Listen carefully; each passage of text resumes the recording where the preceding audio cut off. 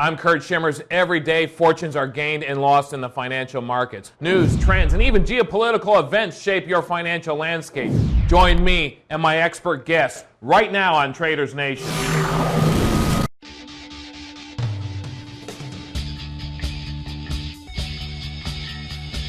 You are tuned in to Traders Nation. Thanks for making us a part of your day, Don. I've got a fantastic show today. Jeff Small's with us. He's president of Arbor Financial and author of Turning Financial Planning Right Side Up. He's going to be with us today. Yesterday's session went down in history as the longest bull market run in history, so we're going to be talking about that. Plus, we've got some great stocks for you. Payment processors certainly are on our list.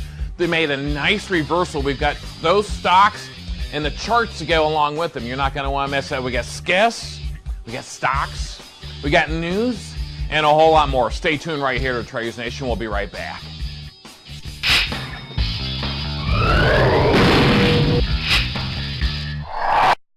Traders Nation. Get Pro Online DVD Trader today.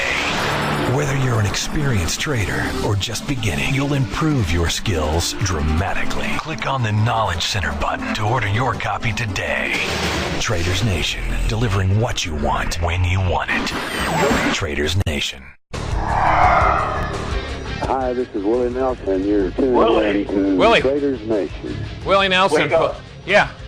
Wake up and smell the coffee, says Willie. Right, Don? Yeah. You can catch that interview at tradersnation.com, our YouTube channel, Traders Nation. Willie Nelson, we talked about biodiesel. All right. Don, let's talk about payment processors, right? God, are they on the move? These charts are looking handsome.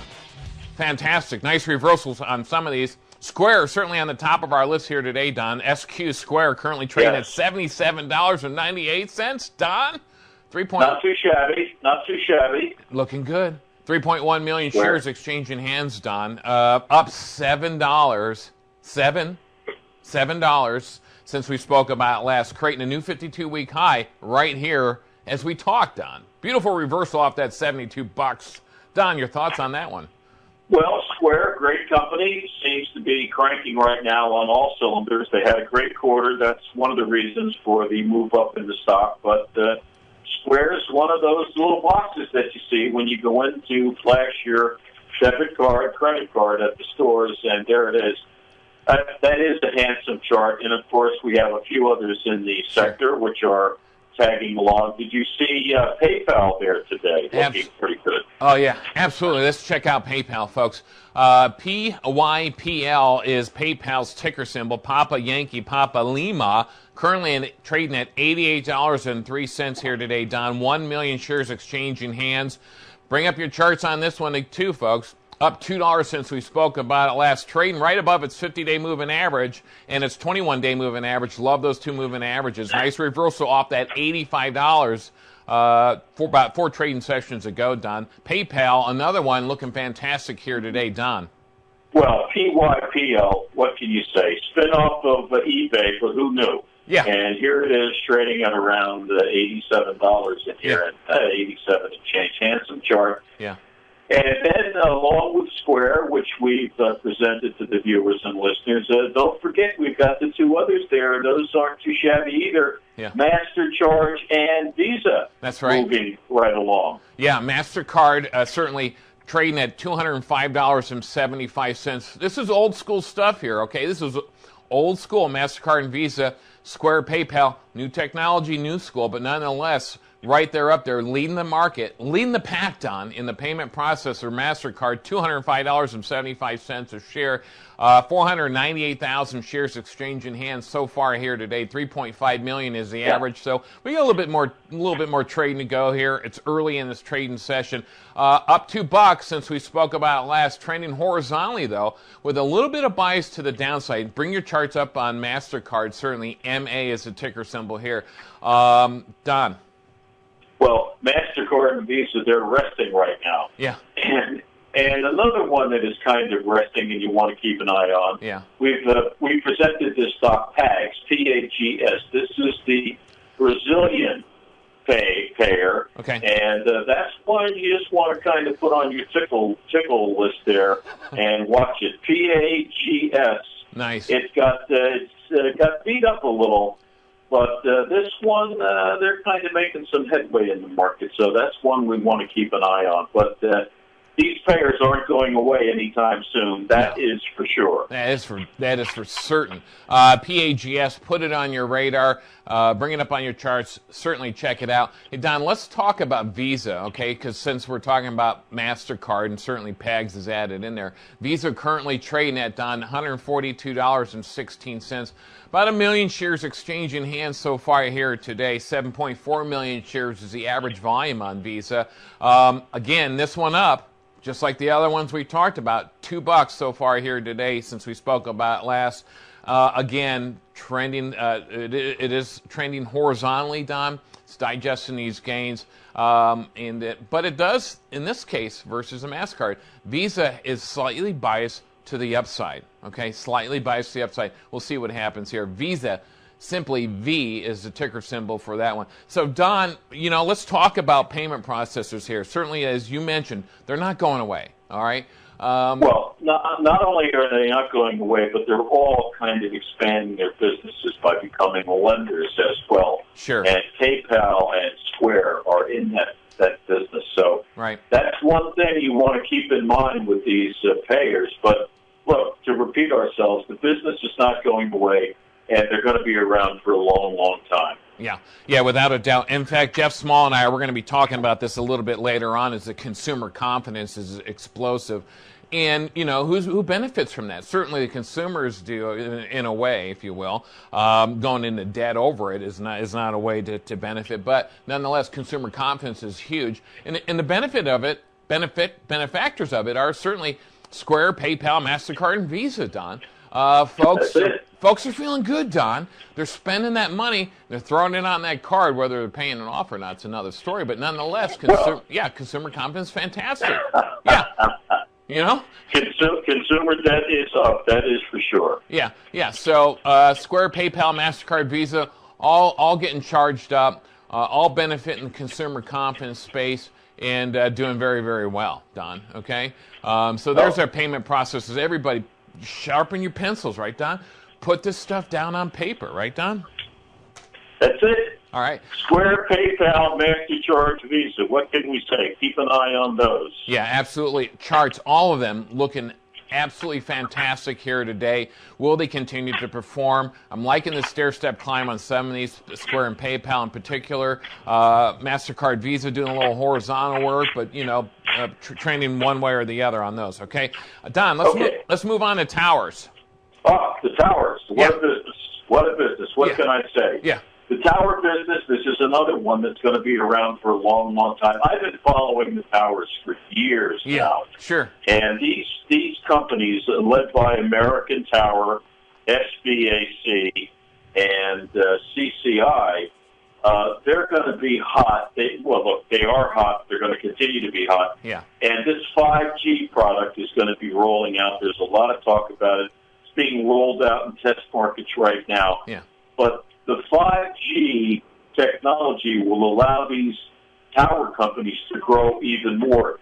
So CCI, American Tower, SBAC, so that's SBAC Communications Corp. Those are the leaders. And then we have this unit, unit group, which is one that we really like. So we got to keep an eye on that. Much lower price, $20 stock. Yeah. In fact, let's talk about Unit because it does make our chart list today and stock list. Unity Group, currently trading at $20.96, almost at 21 bones there, Don. 146,000 shares exchanging hands here today. 2.1 million shares is the average volume on this one. Again, here's your charts. Bring it up. Up $1 since we last spoke about it on Traders Nation. It got over its 50-day moving average, folks. And it's way above its 200-day moving average. Very, very bullish for this particular stock. Stair-step climbs, marching its way to the next level of resistance, and that's going to be at that $21.81 or 80 cents area. Pop a resistance line there on your charts, folks. If you're going to be watching Unit, you're certainly going to want to do that. $21.80-ish is going to be the next level of resistance on Unit, UNIT. Don. Now, that stock dropped back to about $18 here recently. Yeah. We called that. It got hit a little bit. and now here it is bouncing right back up. It sure is. And listen, and we brought this to everybody's attention when, even though these stocks, they don't, folks, listen, you know this as well as we do. They don't always go up, okay? They're going to roll over. They're going to take a hit. I think this one was on earnings, right, Tom? And so it takes a hit. There's a sell-off, right? Profit taking's going on. Folks are going to be taking that profit off the table, and it's going to go back down. So what? No big deal. The trick here is to keep an eye on that. Look for that bottom out, look for that reversal, confirm that reversal, and then if you will, if you're going to buy in, you buy in, UNIT. All right? And by the way, they're all REITs and they all pay dividends. That's right. Okay, Don, coming up, we got Jeff Small. He's going to be with us here today. Yesterday's market was the longest bull run, okay? We're going to be talking about Jeff about that, and that's in history. We're going to be talking about that today, how it affects us and where we're going to go. Stay tuned. We'll be right back. Hi, I'm Steve Forbes. You're watching Traders Nation. Welcome back. You are tuning in to Traders Nation. My pleasure to have back with us once again Jeff Small. He's president of Arbor Financial and author of Turning Financial Planning Right Side Up. Jeff, welcome back to Traders Nation. How are you today? Hey, I'm doing great, Kurt. It's great to be back. Hey, glad to have you here. All right, so yesterday's session went down in history as the longest bull run. What's your take on that? Well, I think we're in the longest bull market since, I guess, the 90s to 2000, and so we eclipsed that great expansion of market growth and the technology boom. And I see a lot of similarities, Kurt, to where we were in 2000 compared to where we are today. Yeah. Yeah. It's interesting. I don't know if you got caught up in this or if you heard about all this, but there was this huge discussion, or an argument, if you will, in the last edition of Traders Nation.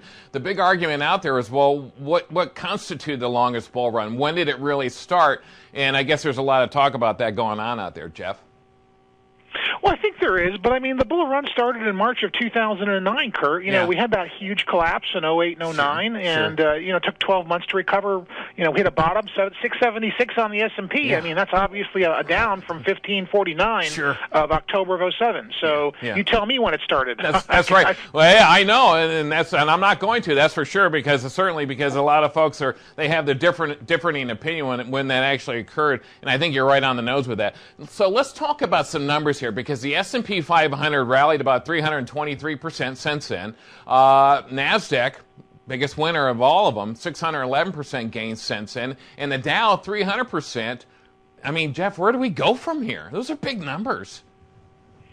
Well, there's no doubt, and that's why I say we're approaching 2000 levels. The trajectory of the market just can't keep going straight up and straight up. Yeah. But what's happening now is that we're on a rising rate cycle. That's going to freak the markets out. The Fed's raising rates because they know what's going to happen. We're coming to the end of the party. Whether that's going to be 12 months, 18 months, or 24 months, who knows? Yeah. But they're raising rates because the last 18 times they went through a rate hike cycle, Kurt, what happened? We went through a recession and a stock market correction. Right. All right. So big concern, I think, a lot of folks is that there's got to be enough momentum in this market, in the growth of the consumer market, and the concern here is that the Feds, and the Feds are certainly looking at this too. What kind of rate hikes are they going to be doing, and how bad or will it all affect the markets? Especially if we get a ton of steam behind our economy, will it affect it at all, Jeff? Well, equities can go up in a rising interest rate environment. It's just that, when the economy starts to slow down and goes into a downturn, or we see too much debt out there. We have this debt explosion, and nobody's talking about that. It's just not domestically, but it's globally, and it's not just private; it's public as well, and it's just exploding. And so, at some point, I think we see an actual debt crisis globally, and that happens when, of course, we can't service it any longer, and we start to see implosions in different components of the credit markets. Yeah, with no doubt about that, because discretionary consumers price indexes, that's up 635%. It's huge. And we're seeing it right now in the payment processes, which we talk about a lot on Traders Nation. MasterCard, Visa, PayPal, Square, all of them doing very well, phenomenal in regards to the market. So we are seeing a huge increase in consumer spending. What are we going to do about that debt? Because at some point, we can't afford that anymore. Folks just out-debt themselves. They're feeling too good, Jeff. Well, there's no doubt. And, credit cards have peaked. Corporate leverage has peaked. college loans have peaked. Auto loans have peaked. Mortgages have peaked. And so we're at this point now where if we keep expanding the debt, we're going to enter in a zone where it can't be serviced because too much debt's been issued. And that kind of happened to us in 2008, 2009. But that's kind of what corporate America's done. They've borrowed as much as they can to do what? Buy back their own stock. And that's why the market still has its head above water right now, because of all the demands for stock. 60% of all stock trades are corporate stock buybacks. It's not me and you buying it, Kurt. Right. Oh, listen, I mean, all those peaks that you just talked about, you just rifled out, certainly it almost sounds to me like there's no room for error. It sounds like those are all subject to potential bubbles at this point when it comes to the debt. Well, that's right. I mean, if we study the debt cycles, we know that they go through a saturation point, and then that point hits a point where people can't service that debt, and we start to have defaults. Sure. We're already starting to see high defaults in a couple of different categories, and actually in some parts of the country, I hate to say it, home foreclosures are starting to uptick, which is a little scary. And so hopefully that's just an aberration, and that's not going to happen. But we are in an expanding economy. Not again. Not again. I mean, folks, if we haven't learned anything, we got big troubles, because if we're starting to see foreclosures, I'm seeing a lot of building going on. As I drive around, because I'm in Phoenix, fifth largest city in the United States, I think. But nonetheless, I see a lot of building going back on, which I'm excited to see that. But boy, I tell you, if we're seeing that building and we're seeing the foreclosures starting to rise again, hopefully you're right. Hopefully maybe it's an anomaly. Okay, maybe we're just seeing that. But I think we got big problems if we start seeing that again, Jeff. Well, there's no doubt we do. And, today new home sales were down a tick, less than expected. Manufacturing dropped off a little bit. So we're starting to see some parts of the economy that are saying, look, it may not be quite as strong as we had hoped, even though we're in a very strong consumer-oriented optimistic phase. When optimism peaks, it generally follows, things that don't work out very well economically. Right. All right, so not everybody was winner in the last bull market run, or the one that we're currently in right now. Certainly Mosaic was a company at the bottom. Apache Corp, another one, APA, were at bottom performers during this period. So not everybody was a winner during this period, right? No, not everybody was a winner, Kurt. And, we've got hundreds of millions of dollars under management, and I'll tell you that when I evaluate somebody's portfolio, they have not done very well the last 8 or 9 years. Nobody's even doubled their money, even though the markets are up over 320%, sure, and the NASDAQ's up over 600%. It hasn't happened. Were they just not poised correctly in the market, or are they just in the wrong sector or the wrong space? What was it that dragged some of these companies down like this? It just didn't participate in the market as others ones did well. Well, I think,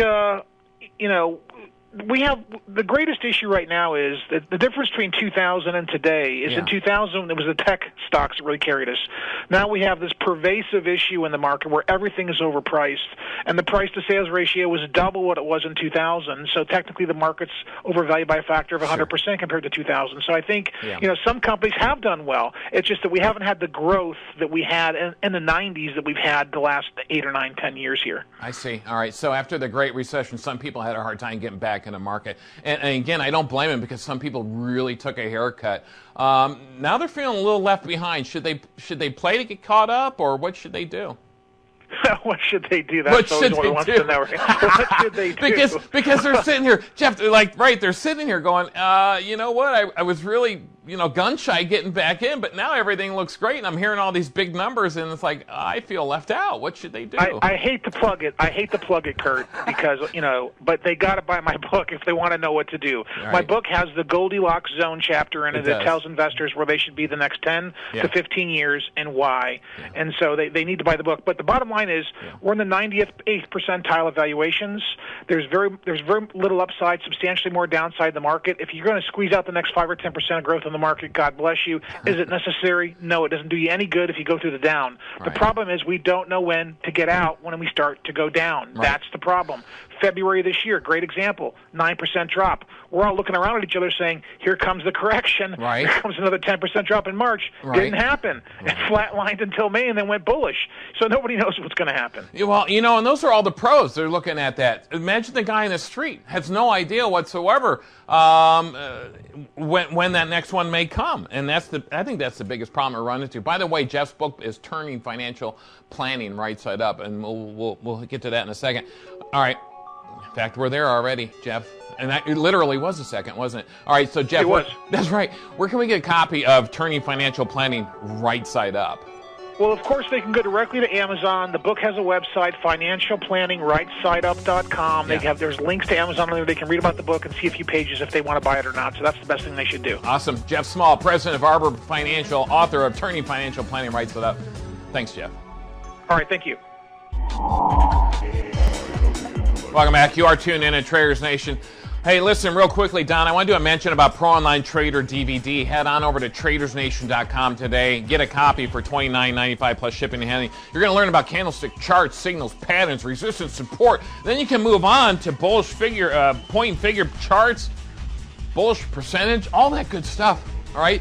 Very easy to learn. One of the easiest DVD tutorials that are out there. Plus, you can get a free tutorials. Check out the DVD before you even buy it. Make sure. TradersNation.com. Click on that More button, Don. Don, where can we find you at in the World Wide Web? Don McKelvey at Twitter, Don McKelvey at Facebook, Instagram, and LinkedIn. All those great places. Mine, too. You can Kurt Schimmer. There you go. Yeah, Kurt Schimmer's Facebook, Twitter, Traders Nation, Facebook, LinkedIn, all those great places. Check it out, folks. Get involved, share, like, participate, okay? Hey, Don, before we run out of time, because we're almost there, AMT, American Tower, currently trading at 147.94, 178,000 shares exchanged in hands here today. You couldn't get through that resistance at 151.62. Needs a hold above support at 146.15, Don. We're out of time. Okay. We're out of time. That was a shotgun. There you go. Hey, Don, do you own anything we talked about today? No. No? Okay. I don't either. I don't own any stocks, and you also need to know that any stocks we talk about, they're not buy or sell recommendations. Okay? You need to know that. We appreciate you tuning in to Traders Nation. Tell all your friends. All right? We'll see you on the next edition. Have a great day.